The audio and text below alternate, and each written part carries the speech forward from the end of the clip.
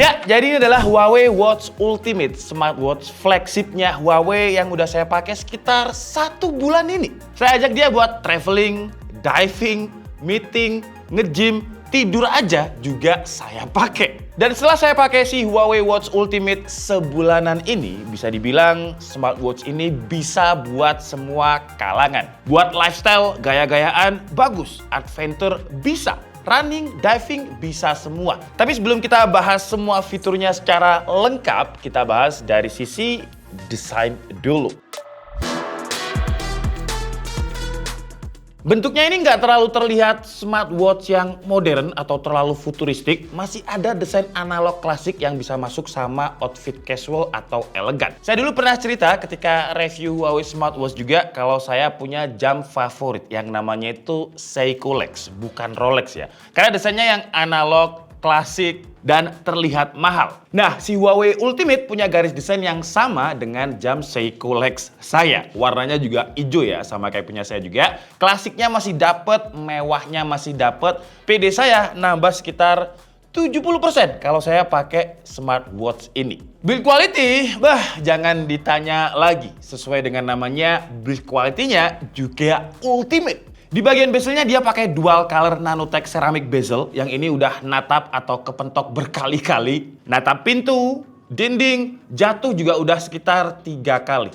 Tapi masih aman-aman aja, nggak ada scratch atau dent. Kacanya dia pakai sapphire glass yang emang terkenal kuat banget. Buttonnya itu pakai titanium alloy, casingnya pakai bahan yang namanya zirconium liquid metal yang diklaim 4,5 kali lebih kuat dan 2,5 kali lebih keras dibandingkan sama stainless steel. Jadi weight to ratio-nya bagus, build quality-nya bagus, tapi tetap enteng dengan bobot kalau nggak pakai strap itu di 76 gram. Kalau pakai strap yang nanotech ceramic itu di 119,5 gram. Kalau pas olahraga atau temanya casual, saya pakai strapnya yang karet yang di dalam paket pembeliannya udah disediain karena kalau rubber itu lebih enak aja buat olahraga, lebih fleksibel. Dan kalau pakai yang rubber, bobotnya ada di 90,5 gram. tapi sayangnya memang dia kerasa bulky dan juga tebel banget sih. Makanya sering banget kepentok-pentok atau ketatap-tatap. Untungnya material yang dipakai ini udah material yang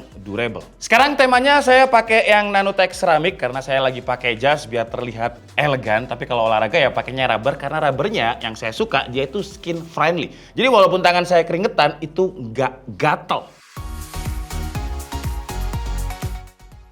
Kemarin sempat saya buat golf dengan driving range di Pondok Indah, nggak ngerasa keganjel. Dan ngomongin golf, dia punya fitur golf yang nggak dimiliki sama smartwatch lain. Dan kayaknya satu-satunya smartwatch yang punya fitur golf masih Huawei deh. Golf ini olahraganya orang kaya ya. Kemarin di Pondok Indah aja sejam untuk driving range itu 225.000 dan nyewa sticknya 100.000. Tapi golf itu bukan sekedar olahraga ya. Golf itu juga cari jaringan. Biasanya di situ banyak orang-orang kaya. Makanya kalau ketemu orang-orang kaya, kepengen ngejalin relasi bisnis, ya harus pakai smartwatch yang value-nya juga bisa bikin kita nambah. Selain buat value yang nambah, kemarin saya pertama kali golf tuh kerasa ketatang banget ketika pakai Huawei Watch Ultimate ini. Karena tiap saya selesai mukul jamnya itu bakal geter dan ngasih tahu power backswing dan downswingnya di berapa. Kalau masih kurang power, saya ngerasa ketantang gitu. Jadi saya nyoba lagi. Di aplikasi Huawei Health-nya juga lengkap reportnya, ada lognya, chartnya juga ada, per strokes atau per pukulan kita bisa lihat report lengkapnya. Buat saya yang pegolf pemula ini ngebantu banget sih. Buat yang profesional juga bisa, dia bisa mapping lapangan golf juga. Di Indonesia sendiri, lapangan golfnya yang terdaftar di aplikasi itu 157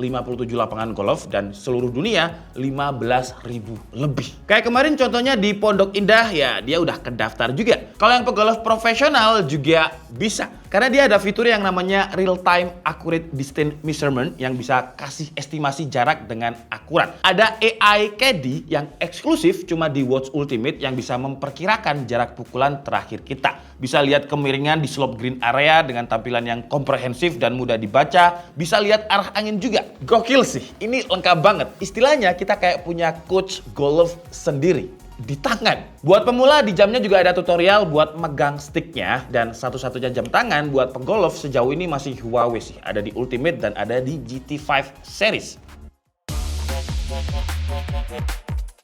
Selain saya gunakan untuk golf, sehari-hari juga saya gunakan untuk nge-gym, untuk workout. Di exercise defaultnya nggak ada menu workout, tapi kita bisa add lagi dengan pilih menu custom exercise. Dan pilihannya ini banyak banget.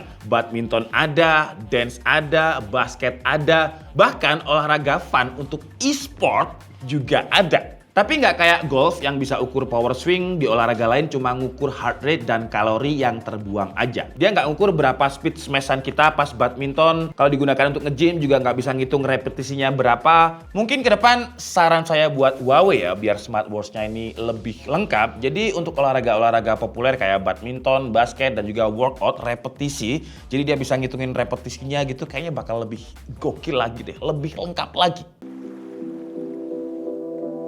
Yang suka adventure juga bisa, contohnya kayak Bang Fiersa Bersari nih, yang suka naik gunung. Kalau saya terakhir adventure itu di Ranukumbolo, itu mungkin 2020 ke bawah lah ya, itu aja udah capek. Dan jujur saya belum nyoba sih si Huawei Watch Ultimate ini untuk adventure, tapi saya udah bisa ngebayangin gimana enaknya adventure pakai smartwatch ini. Kita tinggal klik button yang sebelah kiri, udah langsung masuk ke menu Expedition Mode. Ada offline map dari Petal Map, offline contour map ada juga dengan mode dim yang enak buat jelajah malam. Ketika kita jalan, dia bakal nge-track perjalanan kita, jadi nggak bakal tersesat pas jalan balik. Reportnya juga lengkap, ada walking distance, altitude, heart rate, pace, dan lain-lain. Soal GPS, jangan khawatir, dia udah built-in dengan 5 GPS yang bukan cuma lokasi aja, tapi ada GPS untuk akurasi dan kecepatan. Karena ada sensor GPS buat kecepatan penentu posisi, jadi bisa buat running juga. Informasi ketika kita running kayak pace, distance, track, semuanya juga lengkap.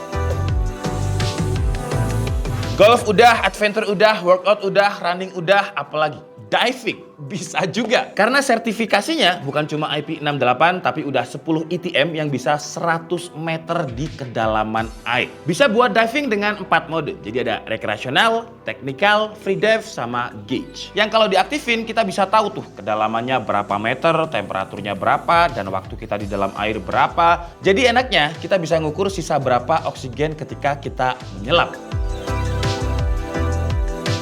Belum sampai di situ, masih ada lagi nih. Ada fitur yang namanya wellness. Yap, buat kesehatan mental. Kita bisa tahu kesehatan mental kita yang diukur dari RRI dan juga HRV sensor. Ada pleasant pas kita lagi seneng, netral pas kita lagi tenang, dan unpleasant pas kita deg-degan atau panik. Kalau misalkan ada notif kita lagi unpleasant atau ya panik, kita bisa breathing exercise. Karena bernafas itu penting sih, bukan bernafas yang cuma setiap hari gini enggak, tapi bernafas panjang. Kalau kalian lihat kontennya Pak Gobin Fasef, nah itu diajarin tuh gimana biar kita bisa ngeredam emosi kita hanya dengan bernafas.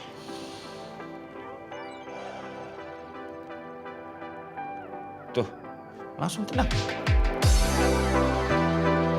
Di bagian button kanan bawah, selain bisa buat shortcut ke menu workout, buttonnya ini juga bisa jadi sensor buat elektrolit, buat ngukur ECG atau elektrokardiogram yang berfungsi untuk memonitor aktivitas jantung, denyutnya ini lambat atau cepat, dan dengan buttonnya ini akurasi ECG-nya lebih akurat. Sensor-sensor lain ya jelas ada semua ya. Ini seri termahalnya Huawei. SPO2, heart rate, sleep monitoring, ada. Tapi ngomongin sleep monitoring, jujur aja nggak saya pakai tiap hari untuk tidur sih ya. Karena ya kalau pas lagi pengen memonitoring kesehatan saya aja, karena ya agak kurang nyaman kalau digunakan untuk tidur, tebel banget. Semua informasi tadi bisa kita lihat di layarnya yang punya dimensi gede 49 mm dengan layar 1,5 inch LTPO AMOLED dengan 311 pixel per inch. Layarnya sih saya nggak ada komplain ya, tajam, OLED-nya itu juga pekat banget hitamnya. Apalagi kalau kita ubah watch face yang emang khusus buat Ultimate. Casing sama watch face-nya itu terlihat lebih menyatu dengan desainnya. Dan jadi terlihat, tuh lihat aja, jadi terlihat lebih mahal. Ngomongin soal watch face, pilihannya ini banyak. Bahkan kita bisa download lewat third party. Kalau misalkan kalian pengen coba watch face-nya ini biar jadi lebih Rolex, bisa juga, tinggal download. Layarnya juga jelas udah support sama always on display. Pengalaman saya kalau pakai always on display dan notif via Instagram saya koneksiin ke watch-nya, di 5 harian lah untuk baterainya. Kalau audinya mati bisa sekitar 10 harian. Waktu pengecasannya juga cepet banget, sejam aja udah penuh. Bayangin, ngecas sejam untuk 10 hari kalau nggak pakai always on display. Dibandingkan smartwatch lain, ya baterainya lumayan awet sih. Fitur lain juga masih banyak banget. Kayak jam ini udah support sama mikrofon dan juga speaker. Kalau males ambil HP buat angkat telepon bisa langsung ngomong di jamnya. Hai guys, nomor di sini, nomor di sana. Lumayan kenceng ya? Kalau dikoneksikan sama Android, bukan cuma bisa sebagai notif, tapi juga bisa buat reply langsung di smartwatch-nya. Di videonya Om Diar udah nyoba tuh, kalau dikoneksikan sama Android bisa langsung reply. Nah, sayangnya kalau dikoneksikan sama iPhone, dia nggak bisa digunakan untuk reply, cuma bisa preview aja. Sebenarnya dia juga udah ada NFC, sayangnya kalau di Indo payment pakai NFC itu masih jarang bisa. Bisanya dipakai buat absen, jadi tinggal tempelin aja data yang udah ditarik dari kartu absen ke jamnya. Kalau udah datanya masuk ke sini, kalau mau absen tinggal cetit. Sekalian sama latihan kan gitu. Terus karena dia ada speakernya, jadi kita bisa putar musik di sini. Tapi jujur aja selama saya pakai ini saya jarang banget untuk mutar musik di smartwatch-nya. Karena ya buat apa gitu, paling cuman pas BAB di kamar mandi ketika HP saya cas, ya speakernya buat bisa nemenin lah. Tapi udah, cuman itu aja. Karena kualitas suaranya ya standar aja.